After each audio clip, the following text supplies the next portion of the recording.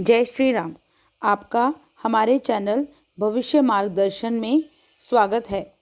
एक बहुत अमीर आदमी ने रोड के किनारे एक भिखारी से पूछा, तुम भीख क्यों मांग रहे हो जबकि तुम इतने तंदुरुस्त हो?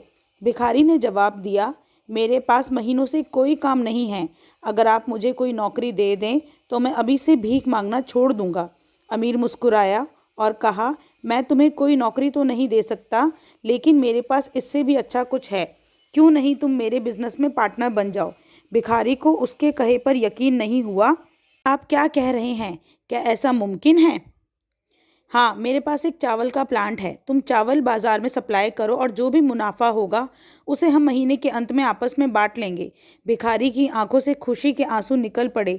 आप मेरे लिए जन्नत के फरिश्ते बनकर आए हैं। मैं आपका किस कदर आपका शुक्रिया अदा करूं।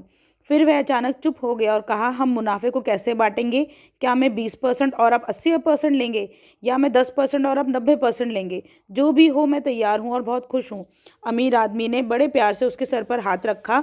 मुझे मुनाफे का केवल 10% चाहिए, बाकी 90% तुम्हारा है ताकि तुम तरक्की कर सको। भिखारी अपने घुटने के बल गिर पड़ा और रोते हुए बोला, आप जैसा कहोगे मैं वैसा ही करूँगा। मैं आपका बहुत शुक्रगुजार हूँ। और अगले दिन से भिखारी ने काम करना शुरू कर दिया। उम्दा चावल और बाजार से सस्ते और दिन रात की मेहनत से वह बहुत जल्दी ही उसकी बिक्री काफ़ी बढ़ गई। रोज़ बरोज़ तरक्की करने लगा। और फिर वह दिन भी आ गया जब मुनाफा बांटना था, और अब वो 10% भी उसे बहुत ज़्यादा लग रहा था। उतना उस भिखारी ने कभी सोचा ही नहीं था। अचानक एक शैतानी ख्याल उसके दिमाग में आया, दिन रात मेहनत मैंने की और उस अमीर आदमी को कोई भी काम नहीं किया सिवाय मुझे अवसर देने के। फिर मैं उसे 10% क्यों दूं?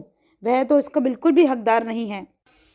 और फिर वो अमीर आदमी अपने नियत समय पर मुनाफे में अपना 10% हिस्सा वसूलने आया और भिखारी ने जवाब दिया, अभी कुछ हिसाब बाकी है। मुझे यहाँ नुकसान हुआ है, लोगों से कर्ज की अदायगी बाकी है। ऐसी शक्लें बनाकर उस अमीर आदमी को हिस्सा देने के लिए टालने लगा। अमीर आदमी ने कहा कि मुझे मालूम है कि तुम्हें कितना मुनाफा हुआ है, फिर तुम मेरा हिस्सा देने से क्यों टाल रहे हो?